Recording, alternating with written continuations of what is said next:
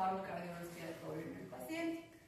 ¿Han leído cuál era el protocolo de un paro cardiorrespiratorio durante el COVID? ¿Qué campo se ha eliminado? Les eliminó por completo el hecho de la ventilación. En la época del COVID, lo único que ustedes tenían que hacer al momento de hacer el RCP a un paciente eran las compresiones. ¿Por qué no se podía hacer ventilación? Por el riesgo que había de contagio entre los pacientes. Entonces, en este caso, su única prioridad son mantener las compresiones torácicas y la desfibrilación. Entonces, les voy a presentar el algoritmo de un soporte vital avanzado. ¿Qué es un algoritmo? Un algoritmo van a ser todos aquellos pasos que ustedes tienen que ir cumpliendo de acuerdo a las necesidades de cada uno de sus pacientes. De manera general, y todo lo que vamos a ver en este caso, vamos a ver que ante un paro cardíaco, ¿cuál es mi primer paso? ¿Cuál era el primer paso de la cadena de supervivencia? La activación de mi protocolo PAS. Luego de esto voy a iniciar con las compresiones. ¿Cómo se compone un ciclo de reanimación cardíaca? 30 compresiones, 2 ventilaciones. 30 por 2 ventilaciones. En mujeres embarazadas, en adultos y en niños mayores de 2 años, ¿cómo se conforma el ciclo? 30 compresiones por 2 ventilaciones. ¿En quiénes van a variar? En niños y niños. En los recién nacidos. ¿Cómo se compone el ciclo de reanimación en los recién nacidos? 3 compresiones por 1 ventilación. ¿Ok? Entonces tienen que saber, va a variar. Esta parte de las 30 compresiones, 2 ventilaciones, va a variar de acuerdo a la edad que tenga mi paciente. ¿Ok? Ciclo de reanimación, en este caso básico. ¿Qué va a pasar si yo en este caso realizo mis 30 compresiones, mis 2 ventilaciones y ya he llegado el desfibrilador?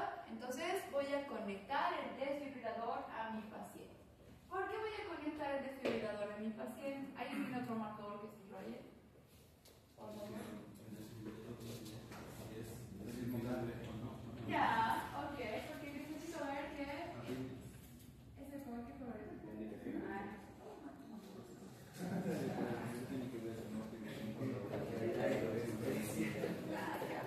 entonces, el desfibrilador me va a servir ¿para qué? Para valorar si el ritmo es desfibrilable, es decir, si yo le puedo dar la descarga eléctrica a mi paciente, o para ver si el ritmo es no desfibrilable. ¿Qué va a pasar en estos casos, por ejemplo, que son no desfibrilables y ustedes sí le dan la descarga eléctrica? Van a perjudicar. En este caso el paciente no va a tener regreso, así ustedes desfibrilan 50 veces, no, ¿ok? En este caso el estímulo eléctrico del corazón me va a generar que se altere todo su circuito en este caso y el paciente no va a recuperarse, entonces por eso dice no desfibrilar, ¿ok? Entonces me indica cuántas veces tengo que hacer las descargas eléctricas.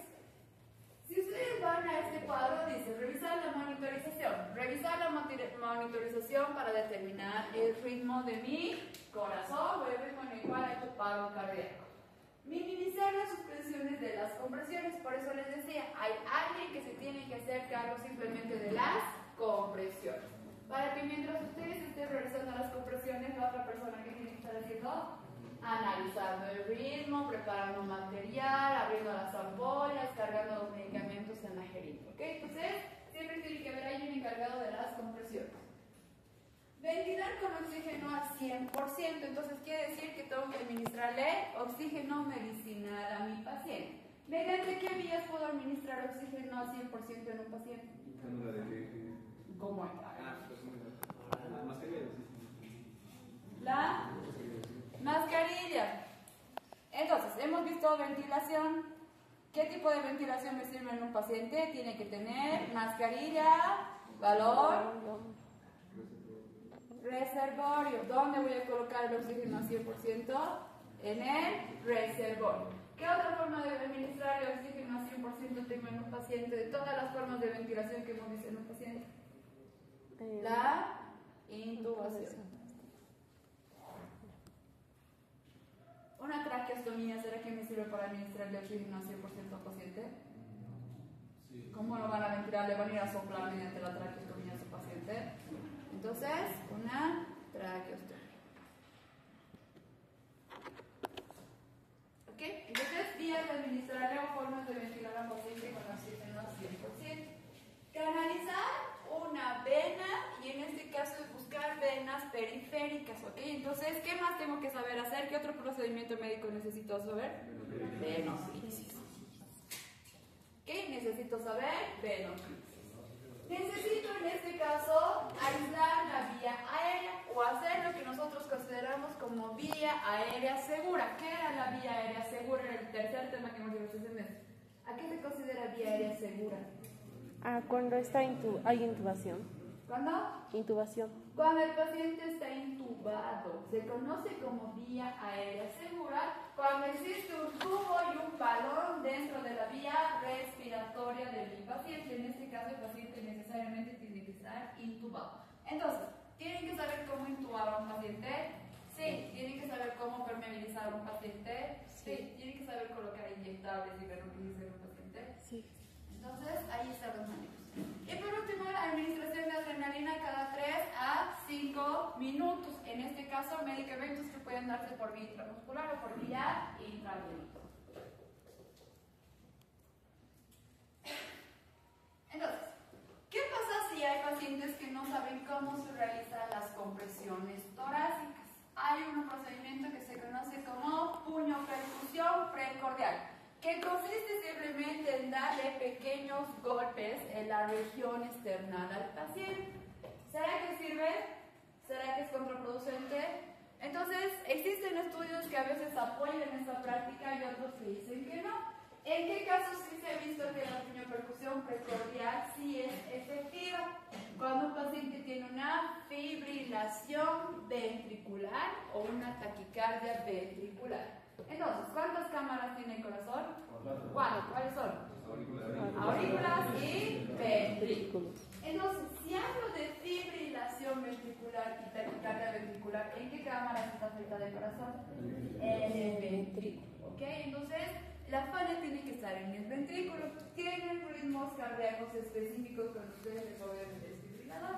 Entonces, la puñopercusión simplemente va a ser positiva o beneficiosa en la fibrilación ventricular o en la taquicardia ventricular. ¿Qué pasa en algunos casos donde el paciente no tiene estas dos patologías y alguien va y le golpea de manera directa en el esternón, que es el mismo? ¿Qué va a pasar? El corazón lo toma como si fuera el último estímulo eléctrico y deja de funcionar. Por eso se contraindica la puñopercusión precordial en los pacientes, ¿ok? Entonces, ¿qué va a pasar? Va el paciente y le da un solo golpe y ¿qué recibe el corazón? Como si fuera la última contracción y deja de funcionar por completo. Entonces, por eso está contraindicado en algunos casos o en la mayoría de los casos la puñopercusión precordial, ¿ok? ¿En qué casos sí podríamos realizarlo si no me acuerdo cómo hacer las compresiones, además de una fibrilación ventricular? Cuando ustedes acaban de ver que el paciente se acaba de desmayar o acaba de tener un paro cardíaco. Entonces, si ustedes están presenciando que al paciente le está dando un infarto, ¿qué van a hacer?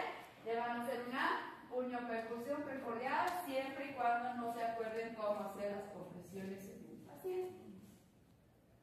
Entonces, vamos a hacerle un zoom a ese algoritmo que habíamos visto hace un momento y vamos a ver una parada cardíaca. Lo primero, ¿cómo se diagnostica un paro cardiorrespiratorio? ¿Cómo van a diagnosticar que su paciente está con paro cardiorrespiratorio? Cianosis, Paro respiratorio. Deja de respirar. Si tiene dificultad para respirar, puede ser una asfixia, no está en un paro cardiorrespiratorio. Si el paciente está inconsciente, puede haber tenido una convulsión, no está en un paro cardiorrespiratorio. ¿Cómo diagnosticar un paro cardiorrespiratorio?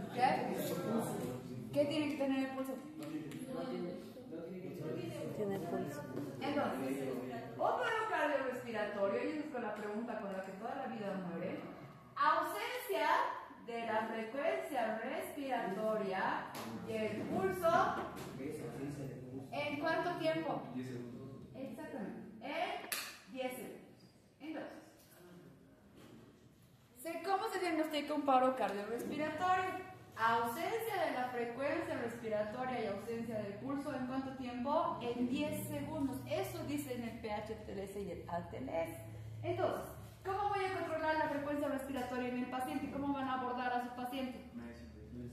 haciendo el mes o el mes. Entonces van a hacer el mes o el mes.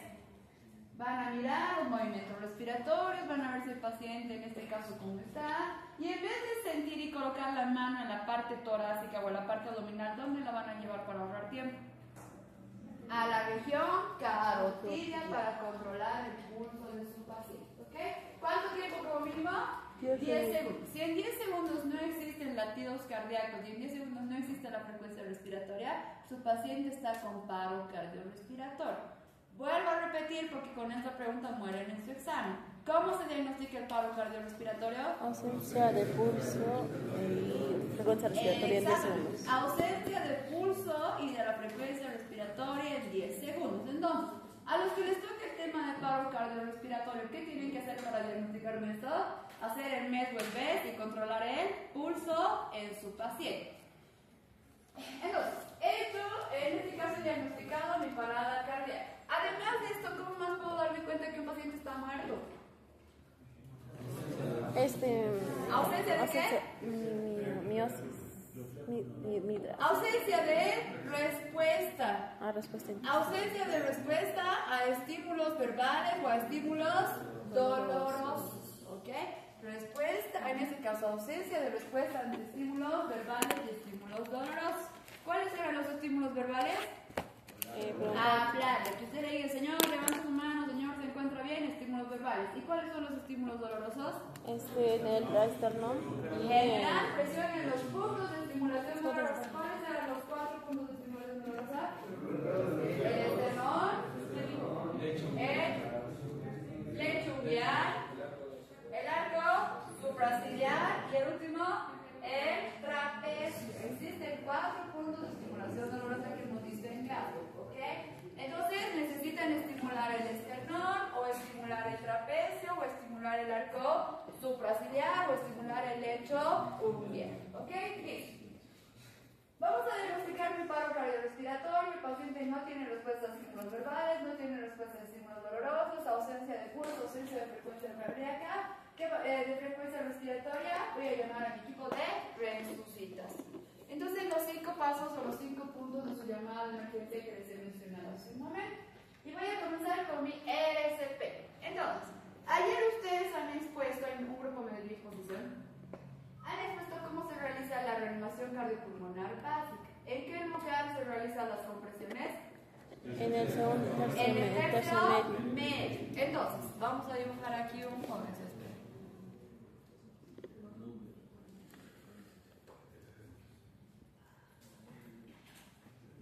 Y ahí están sus costillas del paciente. Este marcador no rellenado. Listo, clavículas. Listo. ¿Dónde voy a buscar y dónde voy a hacer las compresiones en mi paciente? ¿Qué línea voy a hacer? Una línea que cruce desde la horquilla external, desde el centro de la horquilla external hasta la apófisis sifoide, hasta la punta del esternón, mi primera línea. Y luego voy a tener una segunda línea que cruza de manera horizontal. ¿Cuál es? La línea intermamilar, aquella que cruza por el medio de los dos pezones de mi paciente. Y el lugar central es donde yo voy a hacer las compresiones. ¿Qué parte de la mano tiene que ir en esa zona? La palma. La parte de... ¿Cómo se llama? La base, lo conocen como la parte del talón de la mano. Entonces, esta es la parte en la que tiene que ir. ¿Qué mano va a ir abajo? ¿Dominante o no dominante? Dominante. La dominante tiene que ir ahí. ¿Y cómo va a ir la no dominante? Por encima, entrelazada. Encima de la mano y mis brazos tienen que estar totalmente rectos y mi cuerpo en 90 grados con el cuerpo del paciente. ¿Ok? Entonces, ese es el punto. Cuando yo voy a hablar de niños, ¿cómo tengo que hacer en este caso la colocación de las manos? ¿Cómo se reanima un niño de 2 años? Solamente con una mano. Entonces solamente voy a colocar una mano. Esta mano puede ir a sujetar la muñeca para que la muñeca no se doble, o la pueden poner en su espalda para que no les perjudique. ¿Ok? Entonces, en adultos utilizo las 2 manos. En niños, ¿cuántas manos voy a utilizar? Una mano. ¿La dominante o la no dominante? La dominante. En un recién nacido menores de 2 años. ¿Qué voy a utilizar? Los dedos. Entonces, en este caso voy a colocar el pulgar dominante, pulgar no dominante, voy a hacer las compresiones, obviamente sujetando la parte torácica de mi paciente, o puedo utilizar dos dedos, dedo índice y dedo del medio para hacer compresión. ¿Ok? En una mujer embarazada, ¿cómo se hace? ¿Es en el mismo lugar? Sí, es en el mismo lugar, pero se le acomoda con maniobras de Dorpol. Ya. Ah, elevación.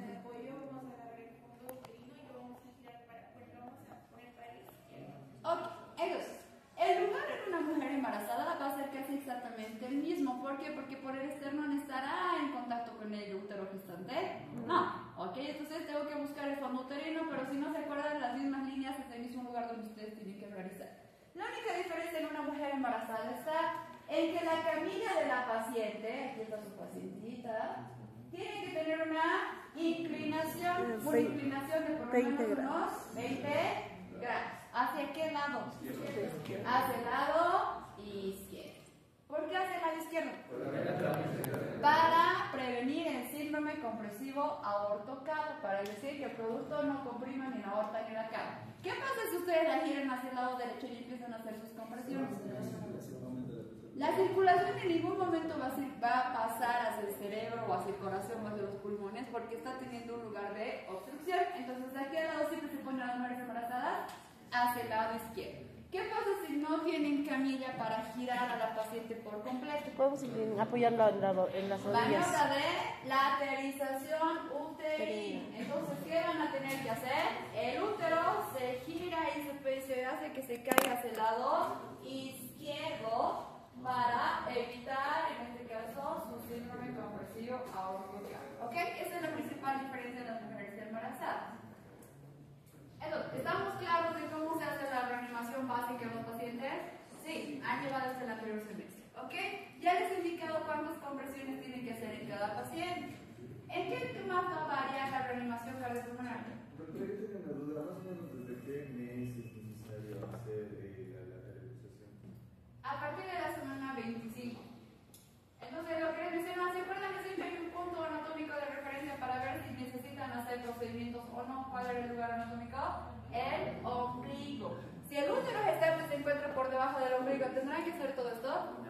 Si el útero gestante se encuentra por encima del ombligo, ¿tendrán que hacer todo esto? Sí, ¿ok? Porque ya son más de 22 semanas de gestación, entonces necesitan hacer eso. Ya, ok, ¿estamos claros hasta aquí de reanimación cardiopulmonar básica? Sí. ¿En qué más va a variar mi reanimación cardiopulmonar básica de acuerdo al grupo etario? ¿En qué más varía? La edad del paciente. Ya, claro, pero ¿qué más? Hemos dicho que varía en la forma en la que hago las compresiones, varía en las veces que voy a hacer las compresiones. ¿En qué más variará? Fragilidad. En la forma en la que voy a hacer las ventilaciones en mi paciente. En mujeres embarazadas y en adultos o en personas ancianas o en adolescentes, ¿cómo hago la ventilación? Exactamente, entonces ventilación boca a boca. Le van a tapar la boca a su paciente, van a abrir grande la boca del paciente y le van a dar ventilaciones. ¿Qué cantidad de aire le tienen que dar a su paciente?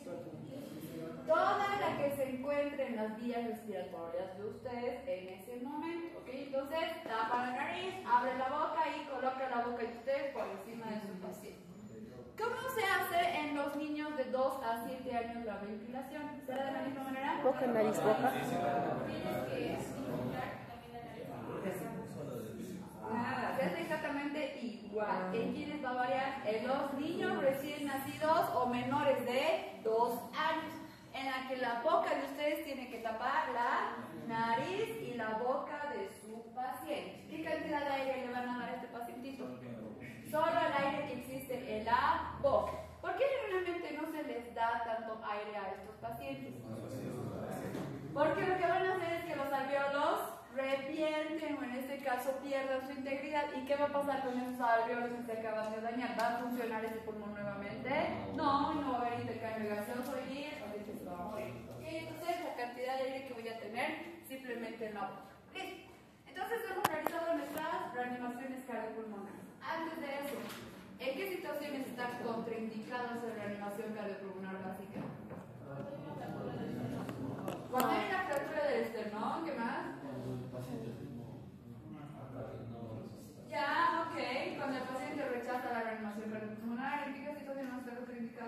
neumotórax?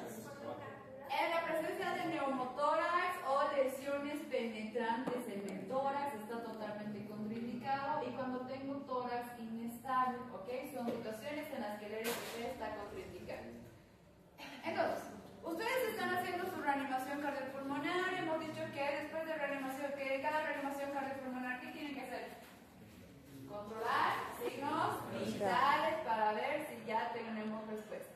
Si no tenemos respuesta, comenzamos con el siguiente ciclo, otra vez controlan con el siguiente ciclo. ¿Cuántos ciclos máximo pueden hacer? 5 ciclos, ¿ok? Sí. Hemos hecho nuestro RCP. ¿Qué pasa si nuestro RCP todavía no está dando buenos resultados? Entonces voy a conectar el desfibrilador.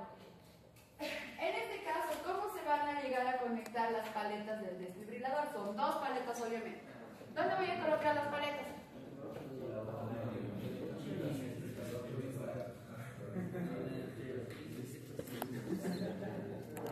Ya, entonces, otra vez aquí está el esternón, aquí está.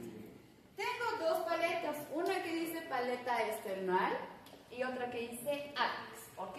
Entonces, la paleta esternal la voy a conectar derecho, aquí está el lado derecho, del esternón por debajo de la clavícula, ¿ok? Ahí. Del lado derecho, repito, la primera paleta que dice esternón, ¿dónde se conecta? Del lado derecho del esternón por debajo de la clavícula. Tiene que haber 1 a 2 centímetros por debajo de la clavícula. Y la segunda paleta que dice apex, que se supone tiene que ir en la punta del corazón, ¿dónde la voy a colocar? Del lado izquierdo, en el quinto y sexto espacio intercostal. Entonces, ahí. Tiene que, en este caso voy a dibujarlo más allá porque tiene que estar en la coordinación con la línea medio clavicular. ¿Ok? Listo. Quinto o sexto espacio intercostal en contacto con la línea clavicular media. ¿Qué pasa si es un recién nacido? ¿Se colocará de la misma forma? Si es un niño pequeño y solo tengo las paletas de adultos, ¿será de la misma forma? No. Entonces existe una variación. ¿Cuál es la variación? El tamaño de las paletas. El tamaño de las paletas, obviamente, y el tamaño del cuerpo del paciente. Entonces, voy a colocar aquella que dice esternón sobre el esternón del paciente, y la paleta que dice apex la voy a colocar en la parte posterior. ¿Ok? Repito, si son niños y solo tengo paletas de adultos, voy a cambiar la forma en la que coloco, en este caso, las paletas. La paleta que dice esternón, ¿dónde va a ir? Sobre el esternón. Y la paleta que dice apex, ¿dónde va a ir? En la parte posterior del paciente. Por lo tanto, ¿en qué posición tendrá que estar mi paciente? Decúbito lateral. Entonces, el paciente tiene que estar lateralizado para que yo lo pueda desfibrilar. Entonces, además de conectar el monitor desfibrilador para desfibrilar como tal al paciente, necesito ver qué ritmo tiene actualmente su corazón. Hemos dicho si va a ser desfibrilar o no va a ser desfibrilar. Entonces, vamos a hablar de aquellos que son desfibrilables. Le tengo que dar una descarga eléctrica. Entonces, voy a ver que existen 2 tipos de desfibriladores. Unos que son monofásicos y otros que son bifásicos. ¿Cuál será la diferencia entre estos? ¿Por qué dirá mono y por qué dirá bifásico? Entonces, exactamente. Porque al momento de dar la descarga en el monofásico, aquí está el corazón, vamos a dibujar aquí el corazón. Cuando yo voy a dar una descarga monofásica, hemos dicho que aquí hay un parche y aquí hay otro parche. En el monofásico simplemente existe un estímulo, ¿ok? Solamente existe un estímulo. A diferencia del bifásico, que en este caso va a haber un estímulo y va a haber una respuesta. Entonces, existen dos tipos de estímulos. Si yo lo voy a ver de esta manera, ¿cuál será más efectivo? ¿El monofásico o el bifásico? El bifásico, porque tengo doble estímulo en el corazón, uno de ida y uno de vuelta. Y además he comprobado que dentro de estos el bifásico es el que menos lesión muscular me provoca. Entonces, necesito determinar cuándo descarga eléctrica yo voy a dar. ¿Cuánto generalmente se les da? En los monofásicos se les da 360 joules al momento de descargar, y el bifásico puede ir desde los 150 hasta los 360 joules. ¿Qué será importante que ustedes como médicos hagan cuando le van a dar la desfibrilación al paciente? Despejar el área. ¿Por qué tienen que despejar el área? Porque no falta el interno despistado que va y está tocando al paciente cuando lo desfibrilan. ¿Y a quién más le van a dar la descarga eléctrica? Al interno que está ahí de metiche sin saber qué hacer, ¿ok? Entonces, es por eso que cuando ustedes vayan a dar el choque, y me importa que lo hagan en su examen, es antes de dar la descarga, ¿qué tienen que gritar? Despeje, ¿ok? Despeje. Entonces sí es importante. ¿Qué pasa si a una persona que está con su función cardíaca normal le dan una descarga eléctrica? Lo van a desmayar, se va a desmayar ese paciente o le van a provocar un paro cardíaco. Entonces, para evitarse complicaciones es importante que ustedes griten despeje, ¿ok? Ya. Listo. Entonces, por si acaso, entonces ya hemos activado todo nuestro protocolo, ya le hemos dado la descarga eléctrica al paciente. ¿Qué voy a hacer después de darle la descarga eléctrica al paciente? ¿Qué será importante? Observar al paciente y de los resultados. Observar al paciente y observar si tiene o no funcionalidad cardíaca. Si no tiene funcionalidad cardíaca, el manual dice que otra vez tengo que hacer reanimación cardiopulmonar. ¿Por cuánto tiempo? Por 2 minutos. No, ahí está, dice 2 minutos. ¿Ok? Reanimación cardiopulmonar por 2 minutos. Termino la reanimación cardiopulmonar. ¿Cuál va a ser la función que voy a hacer otra vez? Valorar el ritmo cardíaco. Si siguen desfibrilable y todavía no tengo buena función cardíaca, voy a descargar, realizo el RCP por 2 minutos y vuelvo a hacer otra vez todo el circuito. ¿Ok? ¿Cuántos ciclos? Se tiene que cumplir 3 ciclos como mínimo. Bueno, 3 ciclos como mínimo. Tienes 3 desfibrilaciones y en la cuarta, pese a los medicamentos no funcionan, entonces declaran paciente al paciente ya muerto. ¿Ok? Entonces, ¿qué es una fibrilación ventricular? Una fibrilación ventricular es cuando existe una alteración en el ventrículo del corazón. Ese es un electrocardiograma patológico, por si acaso. ¿Ok? Entonces, ¿qué ondas tiene un electrocardiograma? ¿Alguna vez has visto un electrocardiograma? Sí. Ya, ¿cómo que? Entonces, voy a tener una onda pequeña, voy a tener una onda grande. ¿Se ve? ¿Lo que he dibujado? Sí, más o menos. Yo sí. Tú marcabas cada igual que su Este es el ritmo de un electrocardiograma normal, una onda P, el sistema QRS-T, ¿ok? ¿Esta onda se parece a alguno de aquellos? No. ¿Aquellos a qué se parecen? Solamente son líneas así, ¿verdad? Son picos. Entonces, si ustedes ven esto al momento de colocarle a su paciente el electrocardiograma, colocarle el monitor, ¿qué van a comenzar a hacer con este paciente? Van a empezar a desfibrilar y hacerle reanimación cardiopulmonar. ¿Será que este paciente tiene pulso? No. Sí. Este paciente no va a tener pulso débil. Es taquicardia. ¿Qué es taquicardia? Aumento del ritmo Aumenta cardíaco. la frecuencia cardíaca. Estos pacientes van a tener una frecuencia cardíaca de 200 latidos por minuto. ¿Será normal una taquicardia así? No. Entonces, este paciente, vuelvo a repetir, tiene pulso, pero ¿estará funcionando de manera adecuada el corazón? No. ¿Va a realizar un paro cardiorrespiratorio este paciente? Sí, por la sobreestimulación muscular. Entonces, necesitan desfibrilar este paciente. Las ondas pueden ser mucho más notorias que la taquicardia, o en este caso pueden ser mucho más disminuidas. ¿Qué quiere decir? Que ese corazón está latiendo rápido, pero no está teniendo una relajación completa del corazón. Entonces, segmentos de fibrilación ventricular. Entonces, cuando yo tenga ritmos desfibrilables, que son generalmente los que aquí hemos visto, ¿qué van a hacer? Van a aplicar su primera descarga. ¿Con cuánto le van a dar la descarga inicial en la bifásica?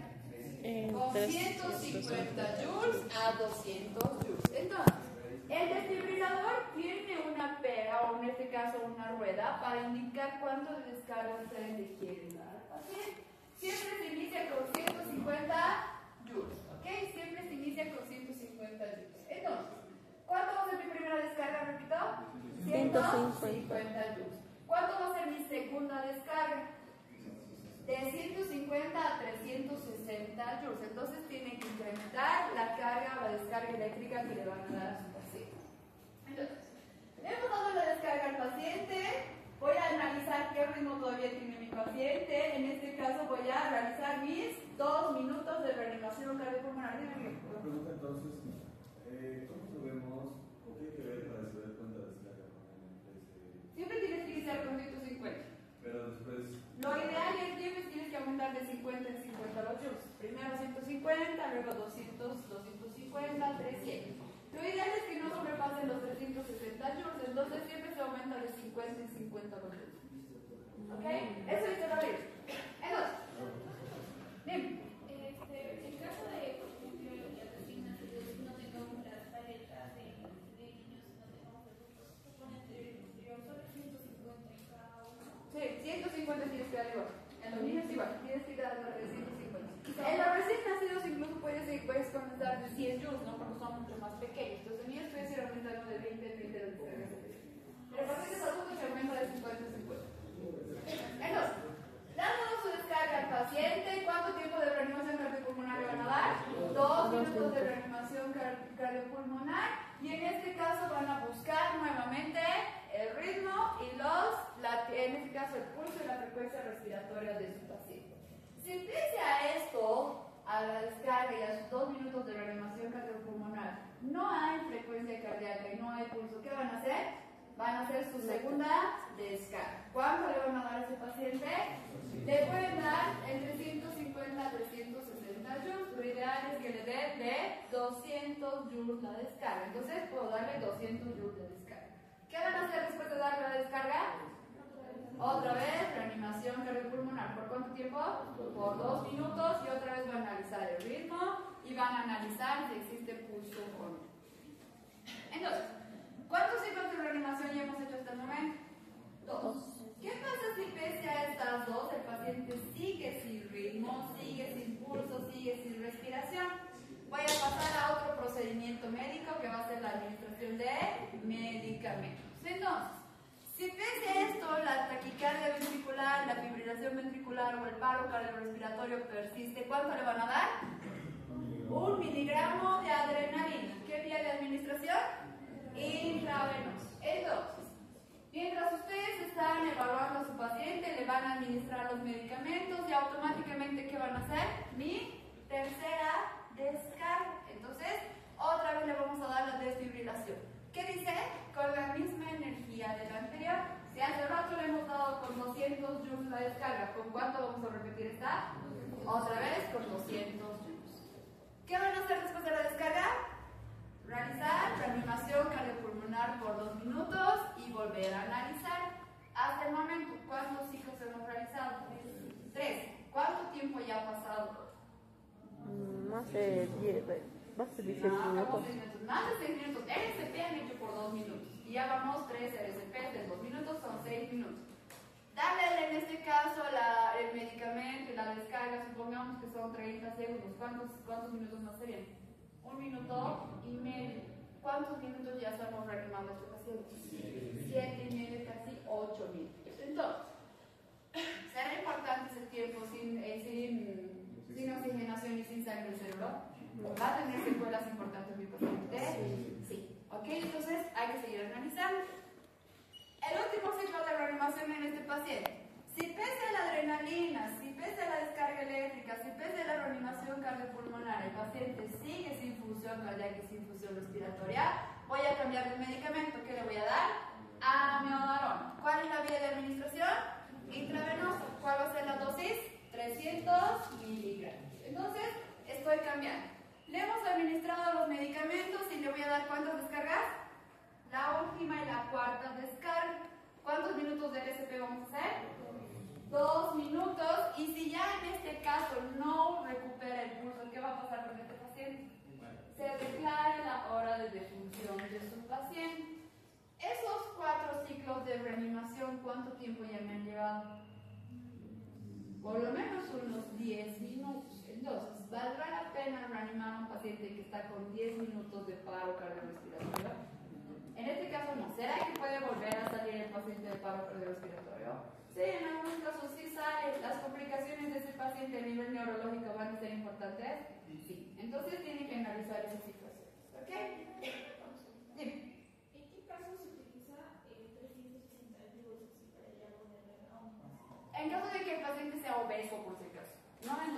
qué? Porque la descarga eléctrica tiene que ir por la parte, por el tejido celular circular. En los pacientes que son muy obesos le puedes colocar 360 joules. ¿Ok? Ah, por si acaso me olvidaba. Si tengo un paciente que tiene un marcapasos en el corazón, ¿le puedo desfibrilar? Sí, ¿Sí se puede desfibrilar? ¿Cuál es la única indicación? Que las paletas donde yo voy a desfibrilar estén 10 centímetros por debajo del reborde del esternón. Entonces, el esternón está ahí, 10 centímetros por debajo. Generalmente va la paleta en qué parte? En el hipocondrio del lado izquierdo. Entonces, en ese caso sí lo puedo reanimar al paciente y sí le puedo hacer una desfibrilación. ¿Ok?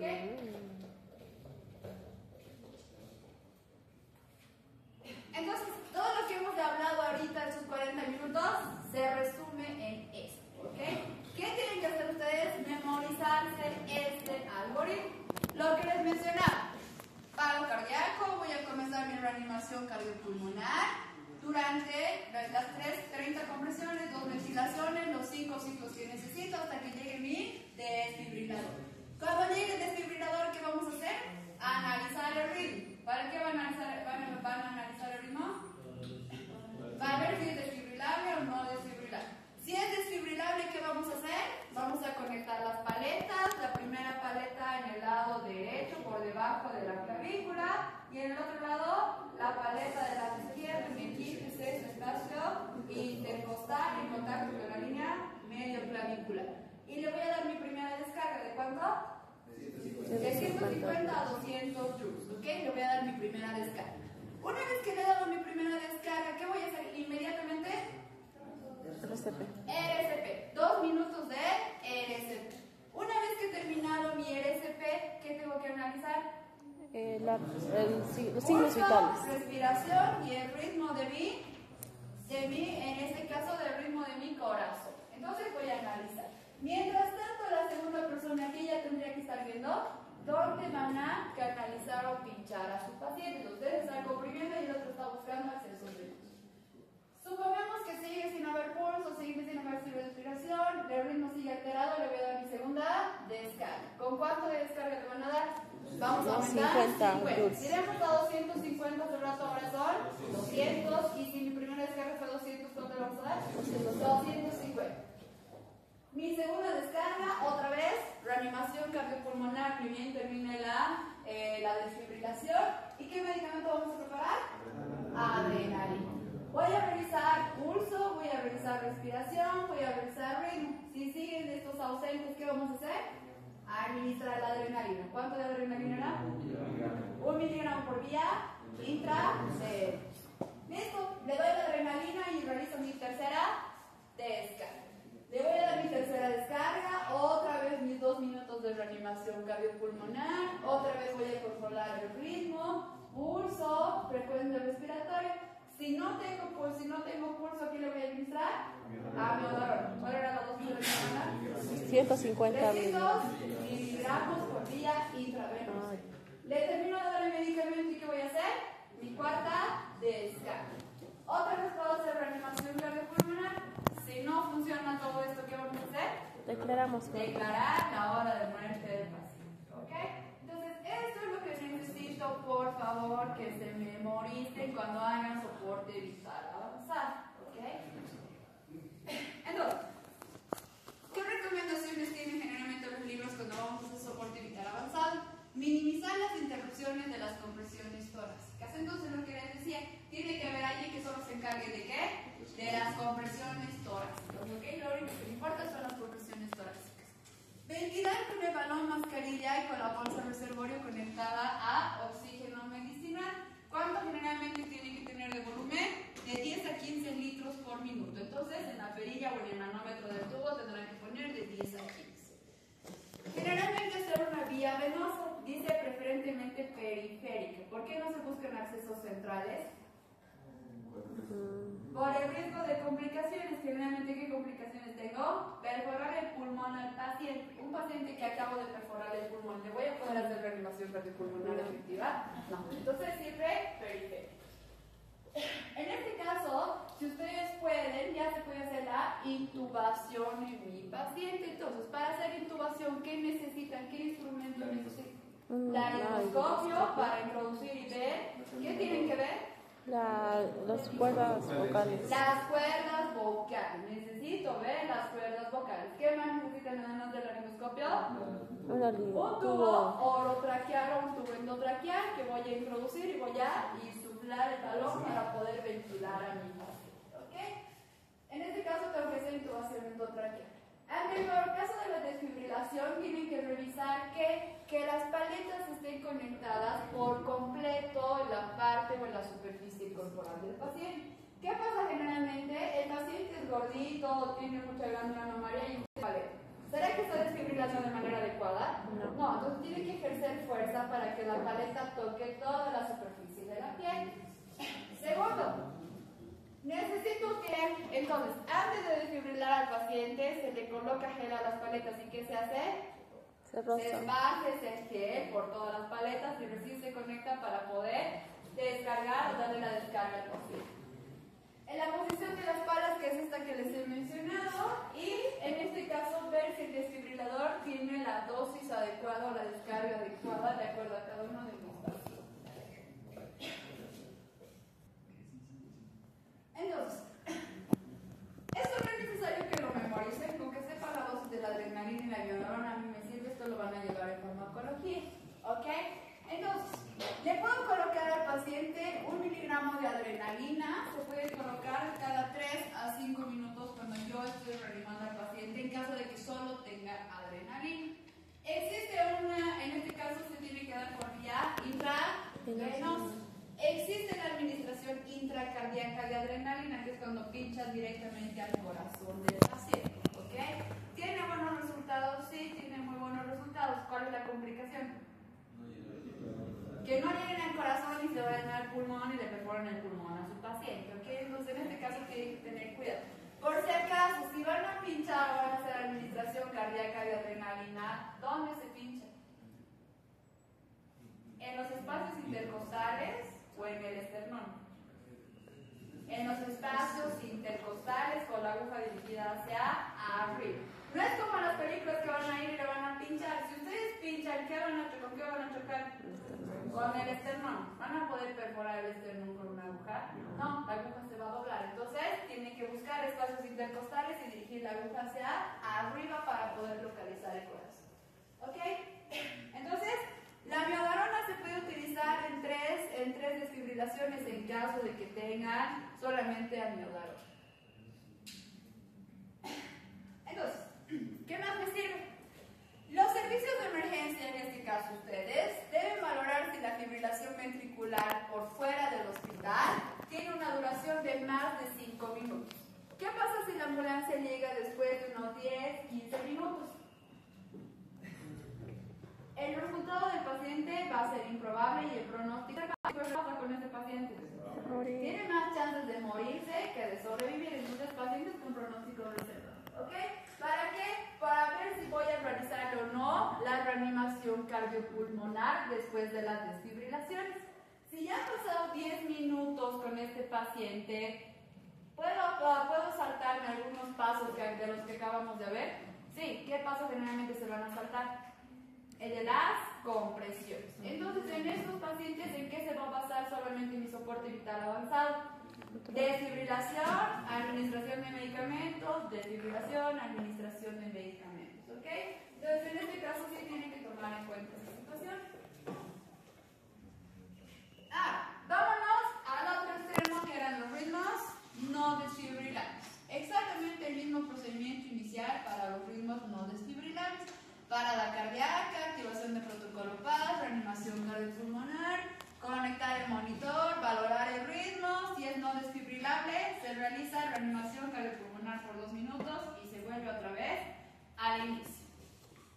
¿Qué pasa en los ritmos cardíacos no desfibrilables? ¿Qué tienen que hacer? Iniciar el RCP. ¿Cuánto tienen que hacer el RCP? 2 minutos de manera continua. Necesito evaluar también el ritmo como habíamos mencionado. Les voy a presentar los ritmos. Ritmos no desfibrilables se conocen como asistolia. En las películas, ¿qué pasa cuando un paciente se muere? Está ahí las ondas y luego es una línea y dice, esta es una asistolia por si acaso.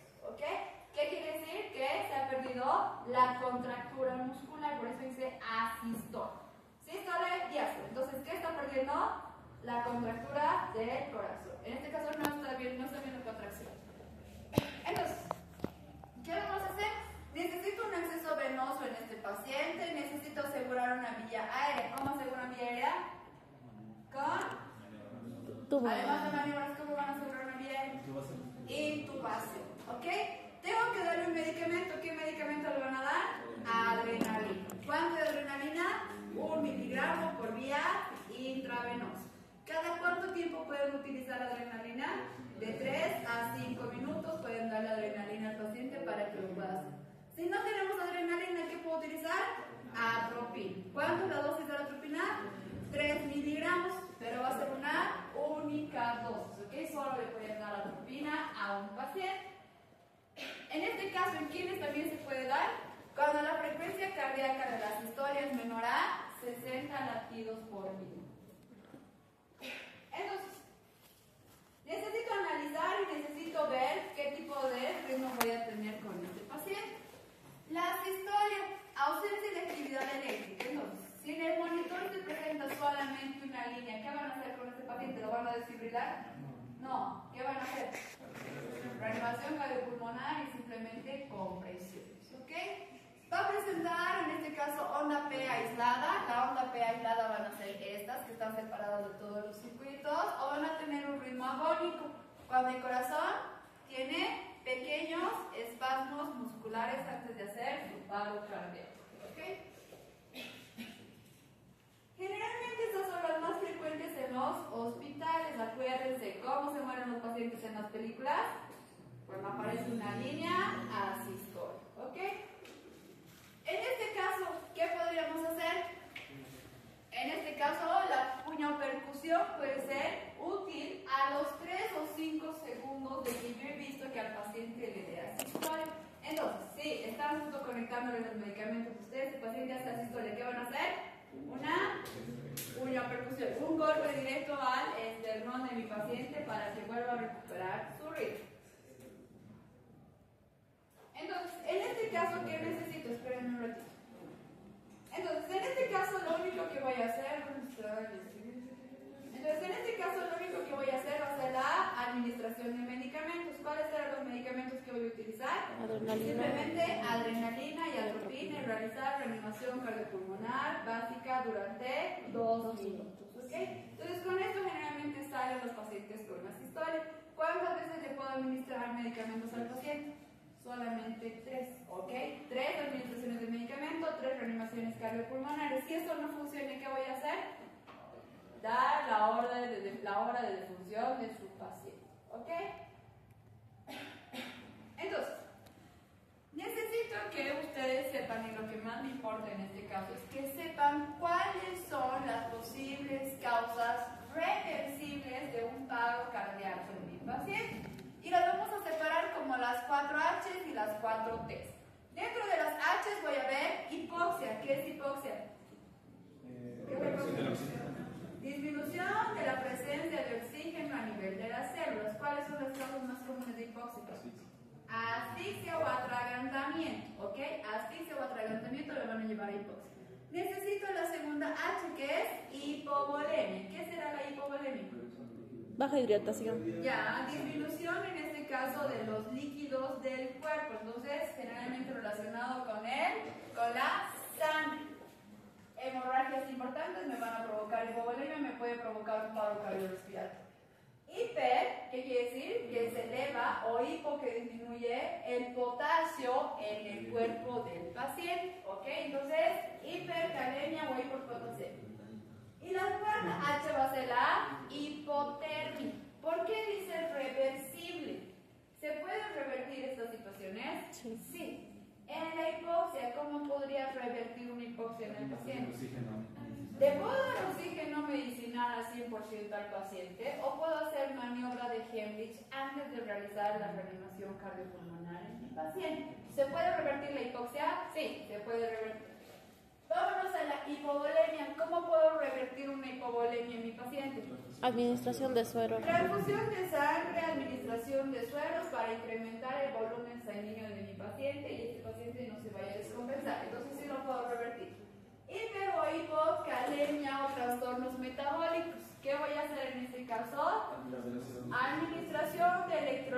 en el paciente. Sodio, potasio, bicarbonato para regular los niveles metabólicos en el paciente. Y si se trata de hipotermia, ¿cómo podemos revertir la hipotermia en el paciente? Dándole calor al paciente. ¿Cómo se le puede dar calor al paciente? Por mantas térmicas, ¿qué más? Por la administración de sueros calientes. Entonces el suero, en vez de dárselo a la temperatura ambiente, lo pueden calentar, se conecta el suero y el suero que está caliente me ayuda a incrementar la temperatura de mi paciente. ¿Ok? Entonces esas son las 4 A's. Vámonos a las 4 T's. Neumotórax, atención. ¿Qué será un neumotórax, atención? Para empezar, ¿qué es neumotórax?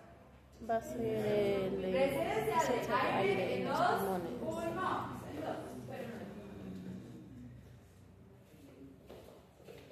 Entonces, aquí está un pulmón, aquí es el otro pulmón. ¿Ok? Ahí están las pastillas. Ya. Cuando voy a hablar de neumotórax, atención, quiere decir que el paciente ha tenido una lesión en el pulmón que ha hecho que este pulmón se colapse. Entonces, así va a estar su pulmón. Ha perdido todo esto de golpe.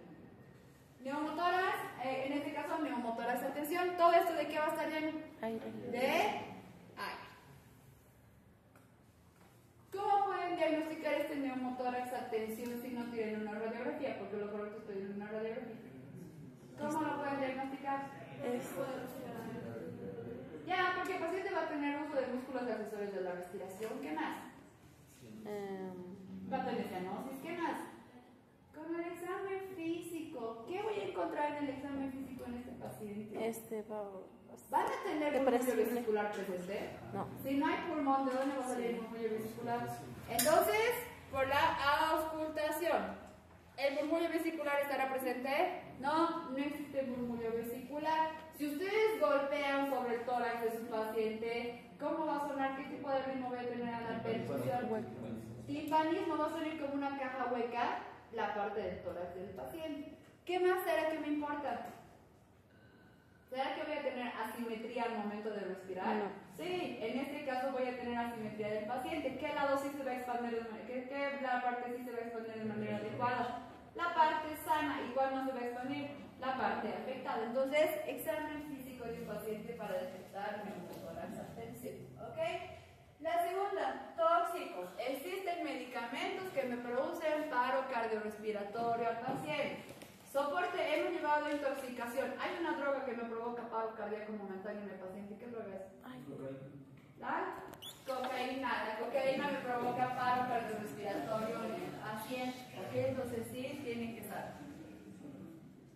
La tercera causa va a ser taponamiento cardíaco. Quiere decir que un coágulo va a obstruir alguno de los vasos sanguíneos del corazón y no está dejando, en este caso, que el corazón tenga el flujo sanguíneo adecuado. Y la segunda, trombosis. Que uno de esos trombos vaya a la parte pulmonar o vaya al cerebro y me genere un aneurisma o una embolia en mi paciente. ¿Puedo tratar estas causas? Sí. El neumotórax, atención, generalmente se trata con un sello de agua o con una cirugía. Los tóxicos, ¿con qué se van a tratar? De acuerdo a la intoxicación que tenga, con administración de sueros o lavado gástrico o algún tipo de antídoto para la intoxicación. El taponamiento cardíaco, ¿con qué puedo tratar? Antiplasmódicos. Con anticoagulantes o con algún tipo de cirugía cardíaca, al igual que la trombosis. ¿Mediante qué vía se administran los anticoagulantes a un paciente? Intravenoso. No, por goteo, ¿no? ¿Cómo es? Oral y intra. Por vía subcutánea. Por vía subcutánea. Entonces la pregunta es, de todos los procedimientos que hemos visto en el soporte vital avanzado, ¿los han realizado durante el semestre? Sí. Sí. ¿Han hecho intubación? Sí. ¿Les he enseñado a colocar menoxidil? ¿Les he enseñado a colocar inyectables? ¿Les he enseñado a controlar pulsos y a controlar todo esto? Sí. ¿Ahí ven la importancia de que sepan hacer procedimientos médicos básicos? Sí. Espero que no dejen morir a sus pacientes, ¿ok? Listo. Entonces, con esto vamos a terminar. Entonces, dentro de las 4 H's de lo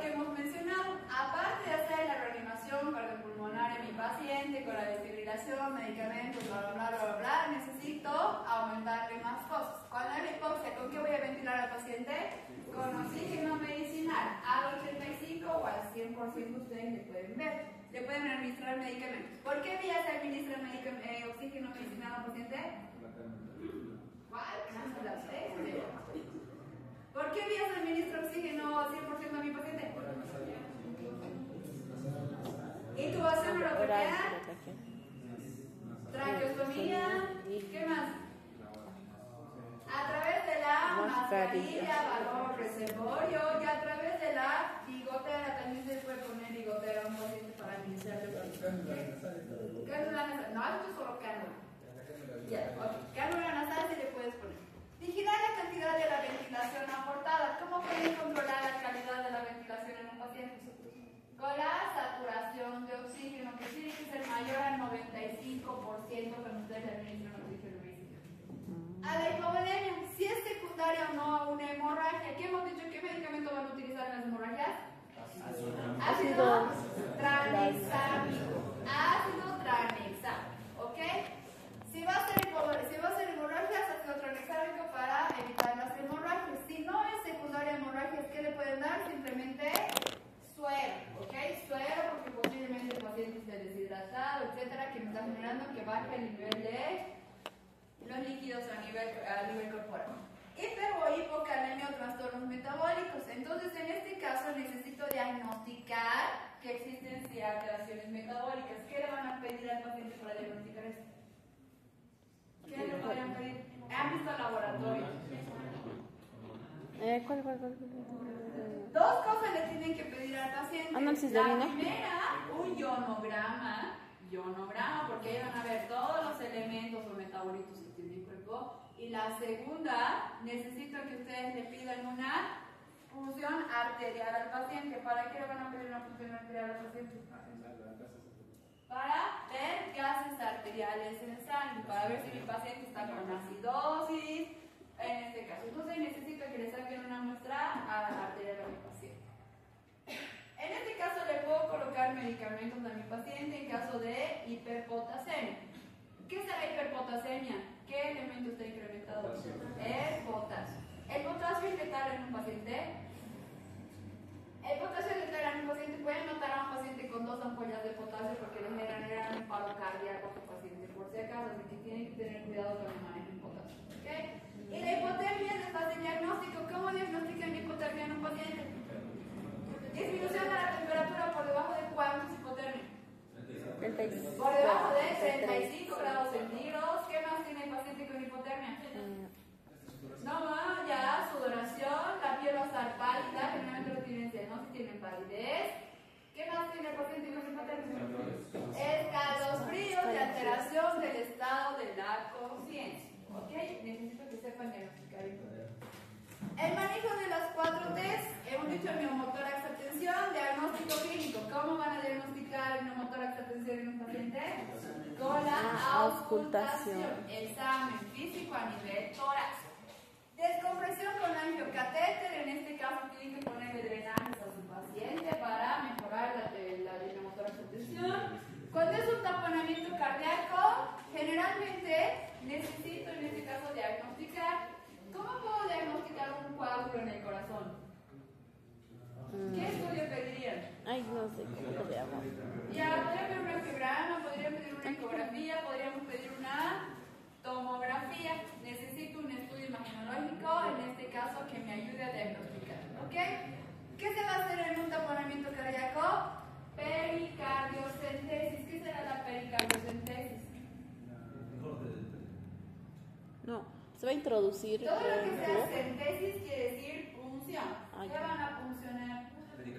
El pericardio. ¿Para qué? Para aspirar todo el contenido líquido que se encuentra entre el pericardio y el corazón. Entonces, pericardiocentesis. O toracotomía. ¿Qué es una toracotomía? ¿Qué es tomía? ¿Qué es tomía? Es la comunicación de un espacio con otro. Entonces, ¿qué van a hacer? Le van a colocar un tubo hasta el pulmón o en el tórax al paciente que conecte con el exterior. Entonces, ¿se dan cuenta de la importancia de los términos que deberían saber? Centesis, ¿qué es? Función. Y en este caso, tomía, ¿qué es? Comunicación. ¿Ok? Necesito que ustedes sepan eso. Tóxicos y sobredosificación de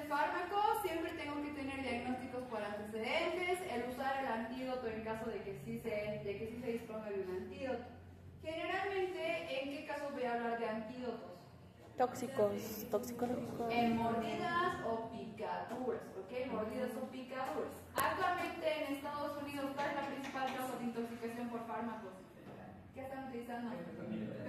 ¿Cuál es el antídoto de fentanilo? ¿Cuál es el antídoto de fentanilo? Ustedes se van a enfrentar a esas nuevas situaciones. En algún punto el fentanilo llegará a Bolivia y ¿quiénes lo van a ver a sus pacientes? Ustedes. Así que por último, la trombosis que me puede generar un cor pulmonar en los pacientes, ¿ok? En este caso igual, ¿cómo puedo diagnosticar una trombosis? Simplemente con estudios imagenológicos.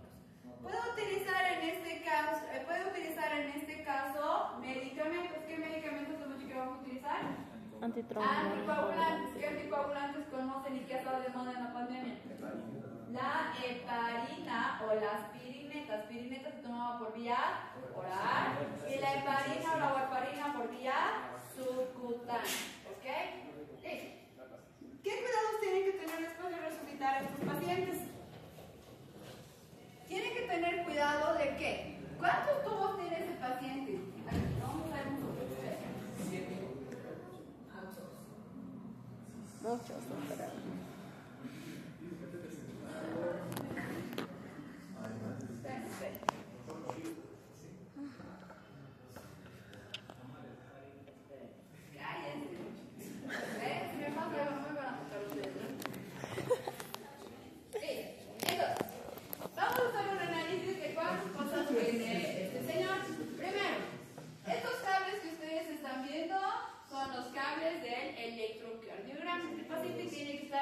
Monitorización cardíaca constante. ¿Ok? Vámonos a la parte de la cabeza. Tiene un tubo. ¿Qué está? Está con una intubación orotraqueal. Si voy a bajar aquí, tiene un parche en el cuello. ¿Qué será ese parche en el cuello? Un catéter venoso central, que si ustedes ven está aquí porque le están